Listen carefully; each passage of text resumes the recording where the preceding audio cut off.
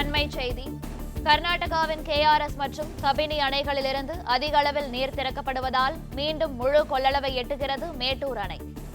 தற்போது 117 அடியாக உள்ள மேட்டூர் அணையின் நீர்மட்டம் விரைவில் முழு கொள்ளளவான 120 அடியை எட்டக்கூடும் என எதிர்பார்க்கப்படுகிறது. அண்மை செய்தியாக பார்த்து வருகிறோம். கர்நாடகாவின் KRS மற்றும் கபினி அணைகளிலிருந்து அதிக அளவில் நீர் திறக்கப்படுவதால் மீண்டும் முழு கொள்ளளவை எட்டுகிறது மேட்டூர் அணை. தற்போது 117 அடியாக உள்ள மேட்டூர் அணையின் நீர்மட்டம் விரைவில் முழு கொள்ளளவான 120 அடியை எட்டக்கூடும் என எதிர்பார்க்கப்படுகிறது. முழு கொள்ளளவை எட்டியதும் மேட்டூர் அணையில் இருந்து 50,000 கன அடி முதல் 70,000 கன அடி வரை தண்ணீர் திறக்க வாய்ப்பு. இதுகுறித்த கூடுதல் தகவல்களை தருகிறார் எமது செய்தியாளர் ராஜசேகர். ராஜசேகர், வணக்கம். இது குறித்த மேலும் விவரங்கள். வணக்கம். கர்நாடக மாநிலத்தில் காவிரி நீர்பிடிப்பு பகுதிகளிலும் கேரள மாநிலம் வயநாட்டிலும் கனமழை பெய்து வருகிறது. இதனால் அங்குள்ள கபினி, கிருஷ்ணராஜசாகர் அணைகளிலிருந்து கூடுதலாக உபரி நீர் திறக்கப்பட்டு வருகிறது.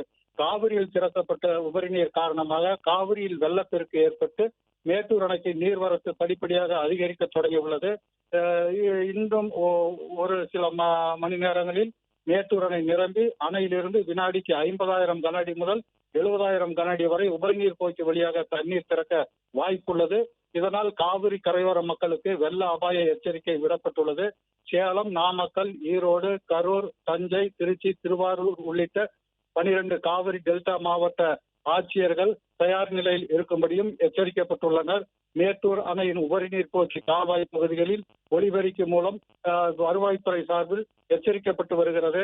மேட்டூர் அணை வருவாய்த்துறை அதிகாரிகள் காவிரி கரைகளில் பாதுகாப்பு நடவடிக்கைகளை மேற்கொண்டு வருகின்றனர்.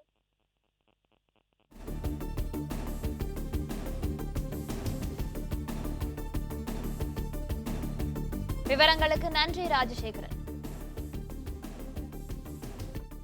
பிளே ஸ்டோர் மற்றும் ஆப் ஸ்டோரில் இருந்து பாலிமர் செயலியை QR கோடு மூலம் பதிவிறக்கம் செய்யுங்கள். செய்திகளை உடனுக்குடன் பெறுங்கள்.